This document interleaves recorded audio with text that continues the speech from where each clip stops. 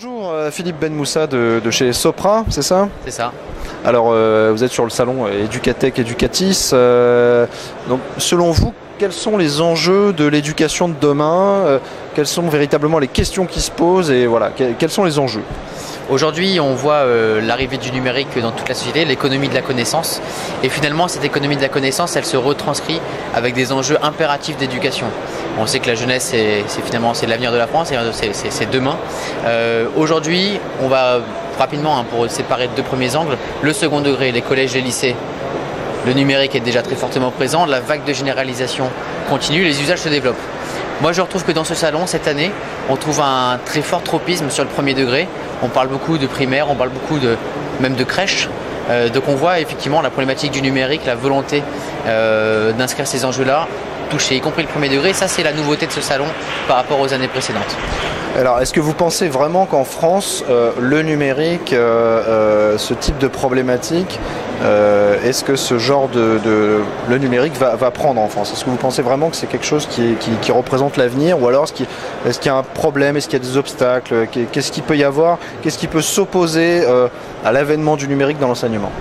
Je pense que l'économie du numérique et le numérique de manière générale est déjà très fortement présent en France, en Europe. Enfin, je pense que là, on est déjà dedans. Alors, est-ce que ça touche l'éducation? Je pense qu'il y a eu de nombreux freins qui sont dus, qui sont assez divers et qui sont assez balayés maintenant par des impulsions, qu'elles soient au sein des ministères, au sein des inspections, au sein des rectorats, au sein des collectivités, au sein des établissements. Et les professeurs qui, tous de plus en plus, veulent aller vers cette trajectoire, vers cette dimension.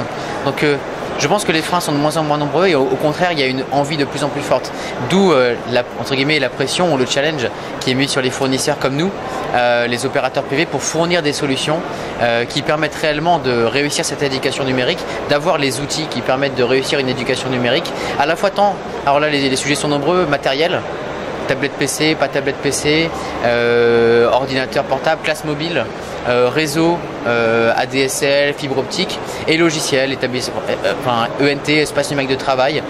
Voilà tous les sujets nombreux finalement sur lesquels les opérateurs privés doivent apporter une réponse et sur lesquels typiquement Sopra et SFR Business Team apportent une réponse globale qui va de l'ENT, du logiciel, jusqu'au raccordement réseau, l'hébergement avec un savoir-faire professionnel. Voilà, je pense qu'il y a une véritable envie, il y a une véritable dynamique, il y a une grande poussée finalement et je pense que la prise a réussi, ça fonctionne.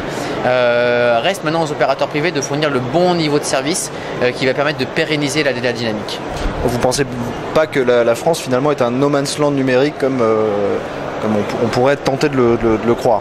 Je pense que la France, elle a toujours eu, de par sa position même géographique en Europe, la chance d'être un carrefour. Des pays nordiques qu'on vante comme étant extrêmement numériques et qui sont a priori en avance sur nous en termes éducatifs, par rapport aux pays du Sud qu'on tend à opposer comme étant en retard, on a la chance d'être à la fois sur un caractère un peu latin et en même temps une volonté et toujours un regard qui est tourné vers les pays nordiques ou les modèles allemands, on en parle, c'est d'actualité. Je pense qu'on a la chance d'être à ce carrefour et finalement on en tire peut-être le meilleur. Un certain pragmatisme, un certain recul sur la technologie, mais une véritable envie d'y aller. Et c'est peut-être ça le secret de la France et donc cette réussite qui est particulière et qui peut donner envie aux autres pays. Écoutez, je vous remercie et je vous souhaite une bonne fin de salon.